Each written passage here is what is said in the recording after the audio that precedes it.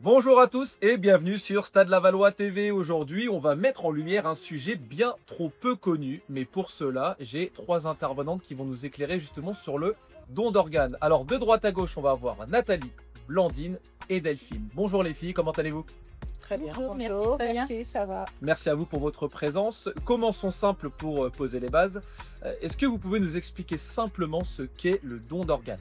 Alors, le don d'organes et de tissus, c'est un geste solidaire qui est anonyme, gratuit et qui est encadré par le consentement présumé du défunt. D'accord. Est-ce que quelqu'un veut rajouter quelque chose? Ça sert à sauver des vies quand même, Ouais. pas l'oublier. C'est quand même la base du concept. C'est ça. Et c'est encadré par des lois de bioéthique. D'accord, ok. Aujourd'hui en France, est-ce que vous savez combien de personnes attendent un organe pour être greffé? À peu près. Ouais.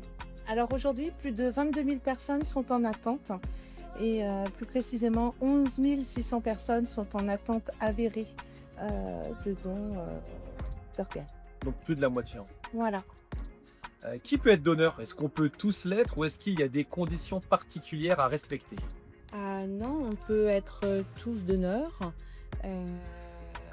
La loi dit que si on n'est pas inscrit sur le registre de refus, nous pouvons donner. Après, il y a toute une étude de dossier pour voir la compatibilité des dons. Mais non, on est tous donneurs. Justement, ça allait être ma prochaine question, mais vous y avez répondu. Si on ne dit rien, on est considéré comme donneur, c'est bien ça? Oui, tout à fait. Ok, pour bien éclairer les téléspectateurs.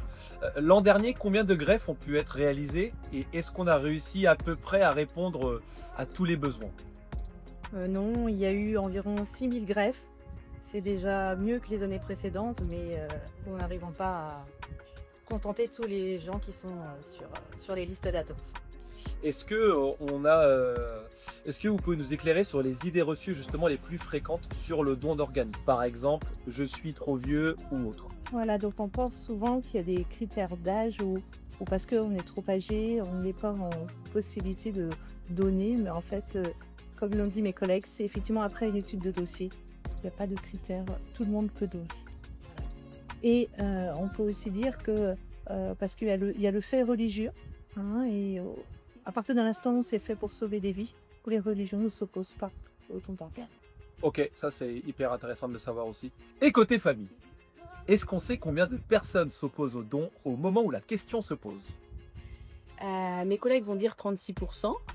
Je dirais que ça se joue des fois lors de l'échange, puisque nous, ce qu'on vient recueillir, c'est la volonté du défunt et non l'opposition de la famille.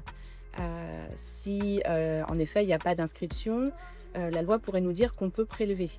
Nous en France, on va auprès des familles avoir un entretien avec eux et on essaie d'aller recueillir le souhait du défunt. Est-ce que du coup, même si vous y avez un peu répondu, mais pas non plus totalement, est-ce que les familles ont leur mot à dire, c'est-à-dire si elles ne sont pas d'accord avec le choix du défunt?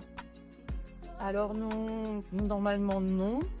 On ne recherche pas leur choix à elles, mais vraiment la volonté du défunt, qui normalement s'est exprimée avant. C'est pour ça que c'est très important d'en parler de son vivant. Mais malheureusement, des fois, par manque d'échange entre proches, les familles préfèrent dire qu'elles ne savent pas et s'opposer au don. Dans ces cas-là, nous, ce que nous cherchons, c'est pas des deuils pathologiques. On essaye d'en discuter avec les familles, de leur apporter toutes nos connaissances. Mais ça peut arriver qu'elles s'engagent à dire qu'elles pensent que leur proche aurait été contre et signent un papier, qui est quand même dans le dossier. Je peux rajouter, souvent c'est la méconnaissance en fait aussi du process. C'est-à-dire que nous sommes garants aussi du respect du corps et ça c'est extrêmement important. Tout au long du processus, jusqu'au don, jusqu'à la phase opératoire, nous on se doit de respecter le donneur et ça c'est quelque chose sur lequel on s'engage. Et souvent les familles pensent qu'on va charcuter le patient et en fait ce n'est vraiment pas le cas. C'est quoi l'impact concret d'un don? Est-ce que vous avez un exemple d'histoire qui vous a particulièrement touché? Oui, alors moi j'en ai une en fait, des situations que j'ai eu l'occasion d'accompagner. Et en fait les proches de cette personne, parce qu'on informe tout au long du processus, on informe les familles. Et au moment du départ du bloc, en fait, donc elles m'ont transmis ces personnes en me disant la personne va continuer à briller dans d'autres. Voilà. Ça, c'est une belle phrase. Mm. Et puis, c'est une belle philosophie surtout. Voilà, tout à fait. C'est un sujet sensible et un peu méconnu. Est-ce que ça vous arrive de voir des gens changer d'avis après en avoir discuté avec vous? Oui, heureusement, on y arrive à force de discussions, d'explications, d'être à l'écoute de ces familles qui sont souvent dans des doutes et des questionnements. Le sujet principal en général, c'est est-ce qu'on pourra enterrer notre proche comme on peut? Est-ce qu'il y aura des cicatrices? Est-ce qu'il sera marqué? Eh bien non, pas du tout. C'est une opération chirurgicale comme toutes les autres. Et on est garante justement de cette restitution de corps à la famille pour qu'ils puissent voilà, continuer leur peu de funéraire comme il se doit. Et puis on peut ajouter, le don d'organes ne se fait que s'il y a receveur compatible en face. C'est-à-dire qu'on ne prélève pas pour prélever. On prélève parce qu'il y a quelqu'un qui correspond, Qui en attente. qui est en attente et qui correspond d'un point de vue typologie, morphologie, etc. Alors maintenant qu'on est bien lancé dans l'interview et qu'on s'approche de la fin et que vous avez pris confiance, est-ce que vous avez chacune un message à faire passer pour ceux justement qui nous regardent? On peut dire que pour sauver des vies, il faut rappeler à ses proches qu'on est tous donneurs. Ça évite le jour J, malheureusement, dans des situations très compliquées, de se poser la question et d'avoir à partager des choses qui ne sont pas faciles.